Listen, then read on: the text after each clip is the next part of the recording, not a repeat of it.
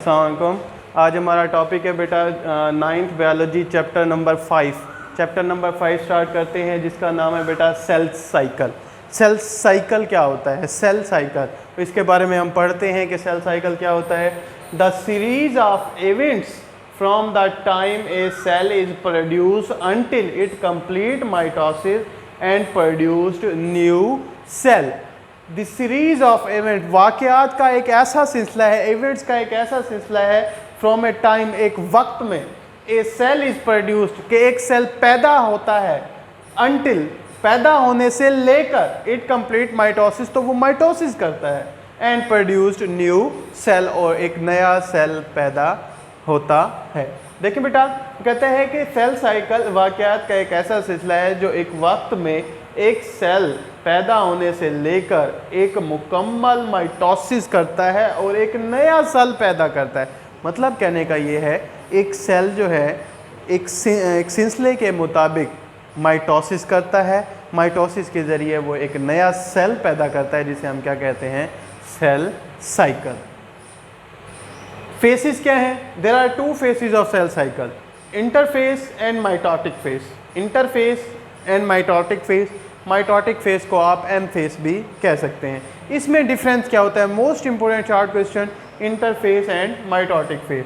Interface long period of cell cycle, कि cell cycle का एक लंबा जो दौरानिया होता है वो इंटरफेस का होता है। Short phase is a short period of cell cycle. Cell cycle का जो छोटा सा दौरानिया होता है, शॉर्ट पीरियड होता है, वो माइटोटिक फेस का होता है। ठीक है। इसके अलावा इस फेस में cell prepare itself for division, कि सेल जो है खुद को डिवीजन के लिए तैयार करता है। मतलब सेल के डिवीजन से पहले जितनी भी तब्दीलियां आती हैं वो इंटरफेस की होती हैं, कि सेल डिवीजन के लिए खुद को जो भी तब्दीलियां, खुद में जितनी भी चेंजेस करता है वो इंटरफेस में आती हैं। देखें बेटा, इसके अलावा माइटोटिक फेस में आपको पता होना चाहिए कि सेल की डिवीजन होती है, सिर्फ सेल की डिवीजन होती है। इसके अलावा 90% of the total time required for sale cycle, interface का जो दौरानिया है वो 90% है, बाकी माइटोटिक फेस का 10% है। मतलब लॉन्ग पीरियड कौन सा है? इंटरफेस का, और कितने परसेंट टाइम लेता है? वो 90% टाइम लेता है। कितने परसेंट टाइम लेता है? 90%। अगर हम फेसिस ऑफ इंटरफेस, सबसे पहले हम डिस्कस करेंगे इंटरफेस को। फेसिस ऑफ इंटरफेस, बेटा इंटरफेस के 3 फेसिस हैं। कितने फेसिस हैं? 3।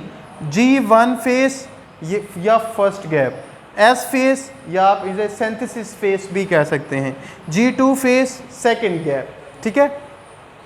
ये इंटरफेस के बेटा 3 मरले हैं, और 3 मराइल में क्या क्या चेंजेस आती हैं, क्या क्या तब्दीली होती है, या एक सेल जो है खुद को कैसे तैयार करता है सेल डिवीजन के लिए, उसके लिए हमें एक डायग्राम के ज़रिए हमें समझना होगा।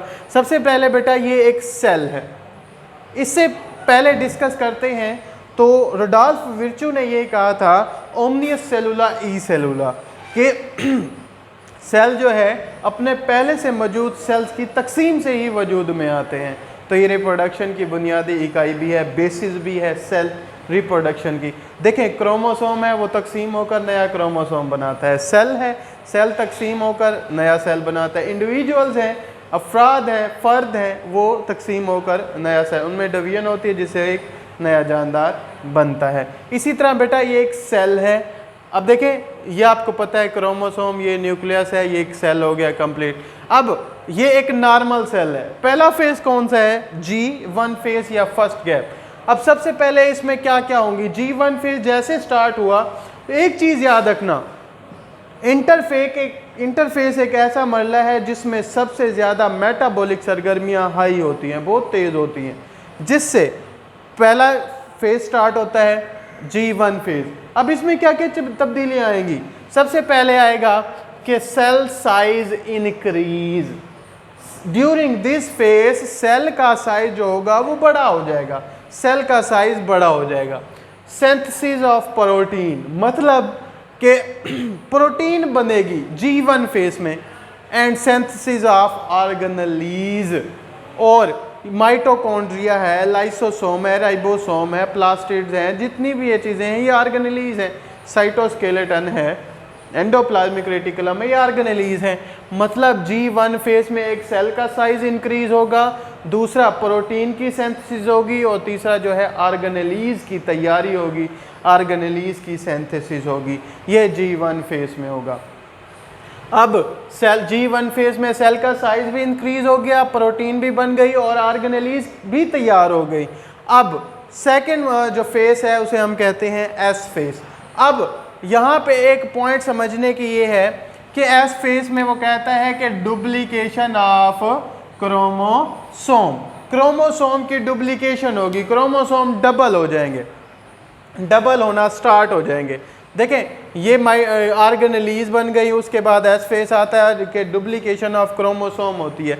अब यहाँ पर एक बात समझने की है कि क्रोमोसोम की डुप्लीकेशन किस वजह से हुई, वो सिर्फ और सिर्फ प्रोटीन की सिंथेसिस की वजह से, कि G1 फेज में प्रोटीन की सिंथेसिस हुई। क्यों हुई, किस लिए हुई, ताकि एस फेज में क्या हो सके, डुप्लीकेशन ऑफ क्रोमोसोम। उसके बाद इस फेज में सेल का साइज भी इंक्रीज होता है जिस तरह G1 फेज में था।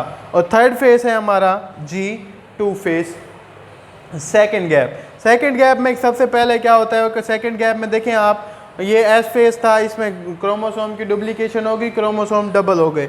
उसके बाद G2 फेज आता है, वो कहता है कि सेल का साइज इंक्रीज हो जाता है, synthesis of protein for mitosis. अब देखें वो कहता है कि G2 फेज में भी प्रोटीन की सिंथेसिस होती है। क्या होती है, G2 फेज में भी प्रोटीन की सिंथेसिस होती है, प्रोटीन तैयार होती है। किसके लिए, माइटोसिस के लिए, ताकि माइटोसिस हो और एक सेल किसनों में तकसीम हो जाए, दो सेल में। ठीक है बेटा, सेल का साइज इंक्रीज होगा, प्रोटीन तैयार होगी माइटोसिस के लिए। ये एक सेल का साइज इंक्रीज हो गया, प्रोटीन भी बन गई, सेल की डुप्लीकेशन भी होगी। उसके बाद स्टार्ट होता है एम फेज। एम फेज में क्या होगी, सेल डिवीजन होगी, मतलब सेल तकसीम होंगे। एक सेल कितनों में तकसीम हो गए, दो में। अब आप देख सकते हैं इसमें सिंगल क्रोमाटिड है। ठीक है, उसके अलावा बेटा ये आपको क्रोमोसोम की डायग्राम समझ में आ जानी चाहिए। देखें अगर ये सिंगल होगा ये क्रोमाटिड होगा, और ये जहाँ पे क्रोमोसोम जुड़े होते हैं उसे सेंट्रोमर कहते हैं। क्या कहते हैं, सेंट्रोमर। अगर डबल क्रोमोसोम होंगे, ये क्रोमोसोम का जोड़ा है। ठीक है, ये क्रोमोसोम है। अब इसमें क्रोमाटिड कितने होते हैं, दो। ठीक है, क्रोमाटिड कितने होंगे, दो। क्रोमाटिड दो होंगे, एक क्रोमोसोम होगा। ठीक है, और ये एक क्रोमाटिड है। ठीक है, उसके बाद मोस्ट इंपॉर्टेंट चार्ट क्वेश्चन आता है, what are G0 phase. G0 phase भी आप इसे कह सकते हैं, G0 फेज भी आप इसे कह सकते हैं। कि देखें यहाँ पर एक नॉर्मल सेल है, उसके बाद G1 फेज है। G1 फेज में GS फेज में जाने से पहले सेल जो है वो G0 फेज में चला जाता है। G0 फेज में क्यों चला जाता है, कि हमारे बॉडी के कुछ ऐसे सेल्स हैं जो तकसीम दर तकसीम नहीं हो सकते, तो वो ऐसे सेल जो आर्जी तौर पर या मुकम्मल तौर पर वो चले जाते हैं G0 फेज में, ताकि वो तकसीम ना हो। वो कौन कौन से सेल हैं, फॉर एग्जांपल सबसे पहले है बेटा न्यूरॉन्स या नर्व सेल। ये ऐसे सेल्स हैं जो कुछ वक्त के लिए, इनडिफाइनेट पीरियड के लिए G0 फेज में दाखिल होते हैं, ताकि वो आर्जी तौर पर उनकी तकसीम क्या हो जाए, स्टॉप हो जाए, बंद हो जाए। उसके बाद है बेटा liver and kidney cell. Liver and kidney cell permanently तो इन्हें नहीं कहेंगे, लेकिन कुछ अरसे के लिए ये G0 फेज में दाखिल होते हैं और इन सेल्स की तकसीम होना बंद हो जाती है। उसके बाद है बेटा एपिथेलियल सेल्स। एपिथेलियल सेल्स ये जब ऐसे नॉर्मल सेल जब G0 फेज में दाखिल होते हैं, ये परमानेंटली ही G0 फेज में रह जाते हैं, ताकि ये मज़ीद तकसीम ना हो सके। एपिथेलियल सेल्स जैसे कि बेटा ट्रेकिया है, सांस की नाली है। मैंने कहा था कि एपिथेलियल सेल जो है एलिमेंट्री कैनाल में पाए जाते हैं, और एलिमेंट्री कैनाल्स के जो सेल हैं वो तकसीम कम ही होते हैं, बहुत कम होते हैं। तो इसीलिए ये G0 फेज में चले जाते हैं, ताकि इनकी सेल डिवीजन ना हो, सेल डिवीजन ना हो।